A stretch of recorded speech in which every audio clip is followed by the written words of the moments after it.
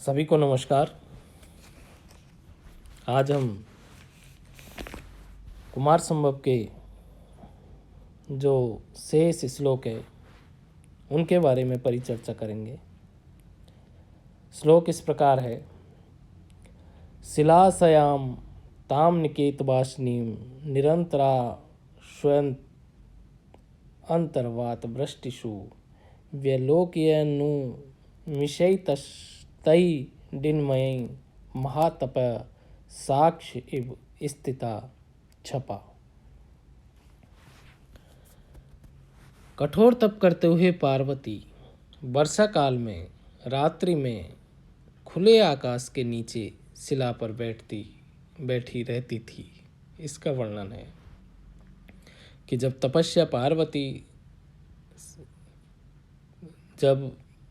पार्वती तपस्या कर रही थी तब वो रात्रि में खुले आकाश के नीचे शिला पर बैठी रहती थी।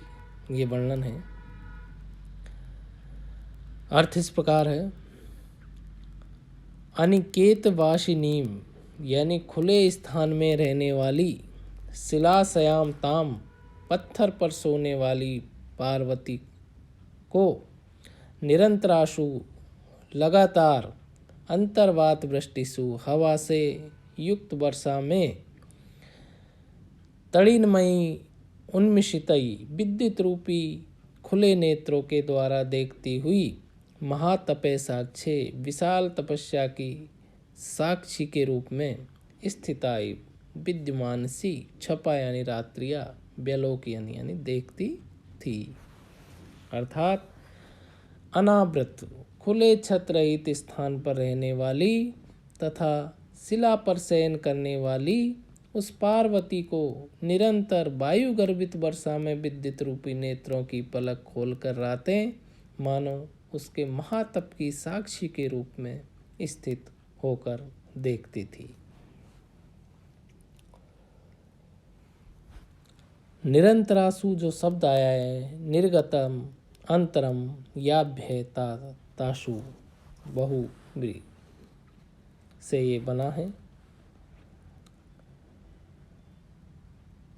अनिकेत वासिनीम जो शब्द आया है नय निकेत वासिनी नण तत्पुरुष ताम नय निकेते वसति इति और उपपद तत्पुरुष समास ताम।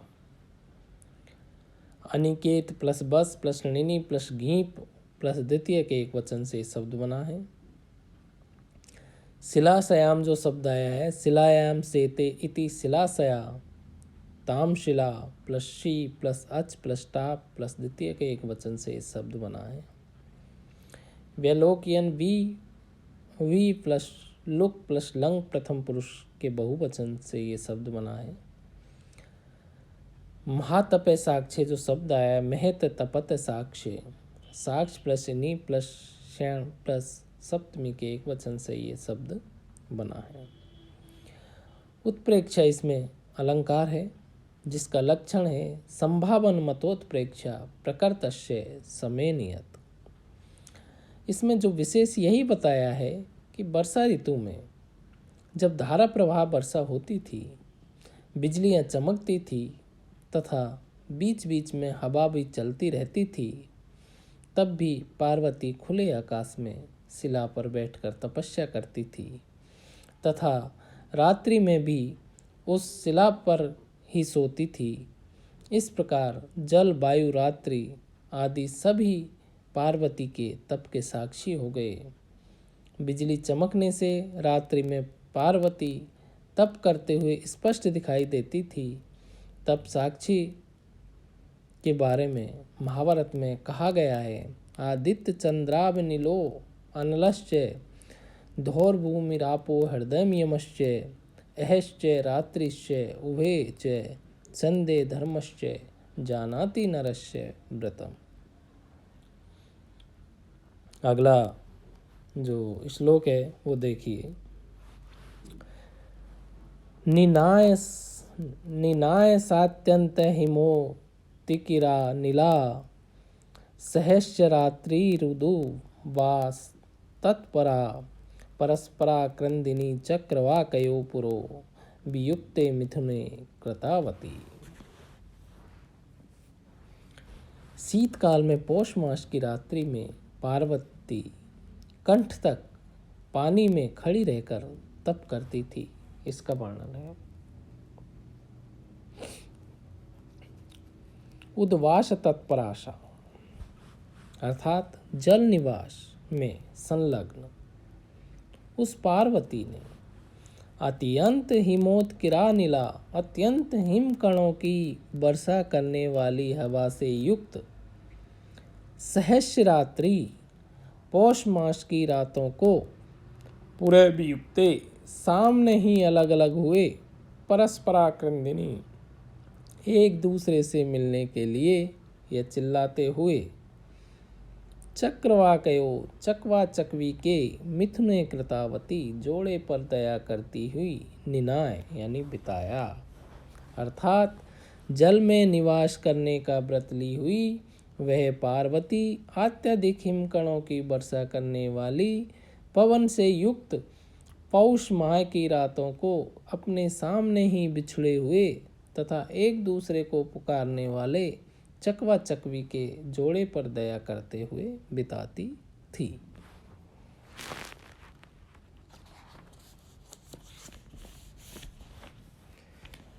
टिप्पणी देखिए, इसमें जो चक्रवाकयो शब्द आया, चक्रवाकी च चक्रवाकस्य चक्रवाको द्वंद्व तयो से बना है। कृतावती जो शब्द आया कृपा प्लस मतु प्लस गीप से बना है। और निनाय जो शब्द आया नी प्लस लिट और प्रथम पुरुष के एक वचन से ये शब्द बना है।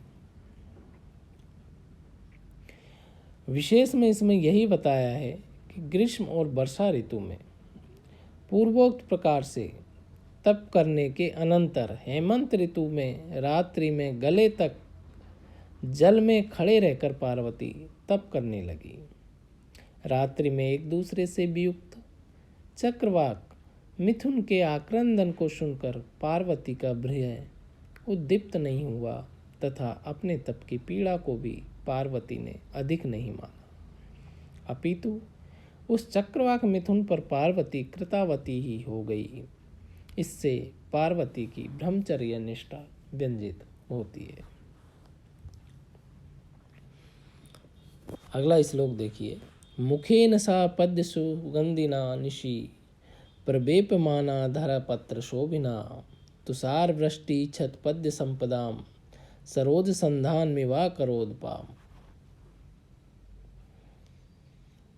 इस श्लोक में हेमंत ऋतु में पाला और बर्फ गिरने पर भी पार्वती पानी में खड़े रहकर ही तपस्या करती थी, इसका वर्णन है।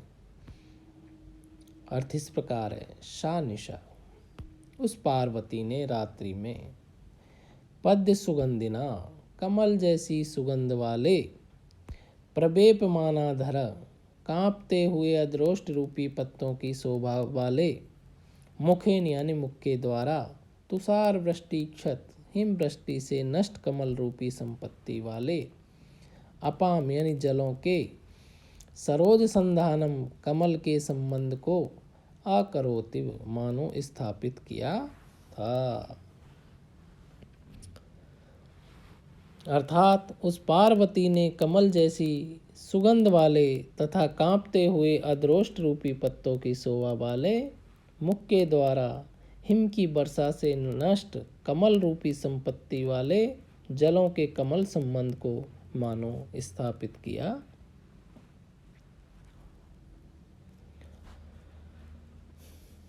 इसमें जो पद्य सुगंधिना जो शब्द आया है, शोभने गंधे यस्य से सुगंधी पदेन इव सुगंधिना, पद्य प्लस सुगंधी प्लस तृतीय के एक वचन से ये शब्द बना है।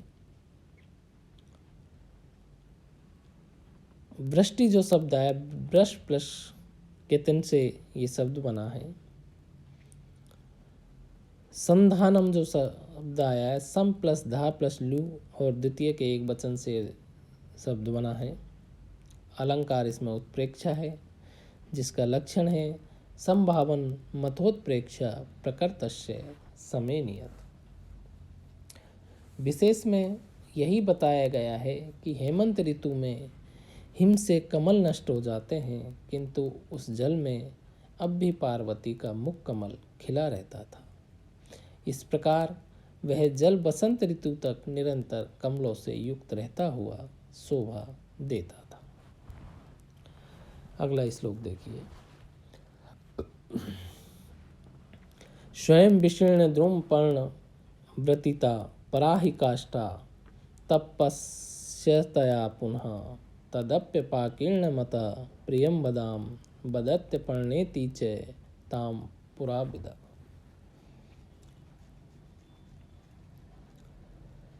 इस श्लोक में कठोर तप करते हुए पार्वती ने वृक्षों के स्वयं गिरे हुए पत्ते खाने का भी त्याग दिया, क्योंकि जब पार्वती कठोर तप कर रही थी तो उस समय कुछ भी नहीं खा रही थी। यहाँ तक कि जो वृक्षों के पत्ते गिर रहे थे उनको भी उन्होंने नहीं खाया।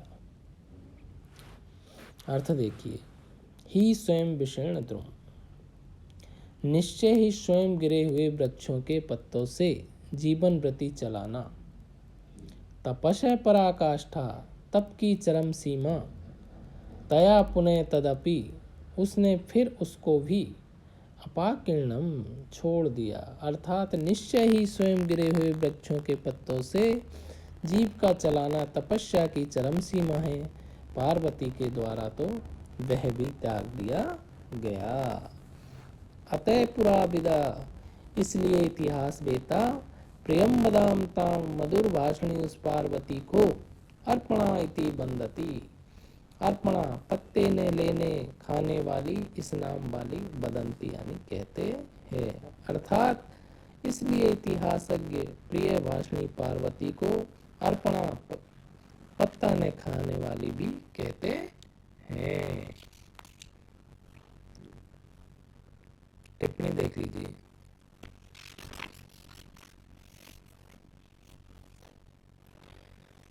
अपाकीर्णम जो शब्द है अप प्लस आ प्लस प्री प्लस कत से बना है। प्रिय बदाम जो शब्द है प्रिय प्लस बद प्लस खत प्लस टाप से शब्द बना है। पार्वती स्वयं प्रिय बोलती है, इसलिए अन्य लोग उसे प्रेम मदा कहते हैं। पुरा विदा जो शब्द है पुरा विदंती इति पुरा विदा। अर्पणा जो शब्द है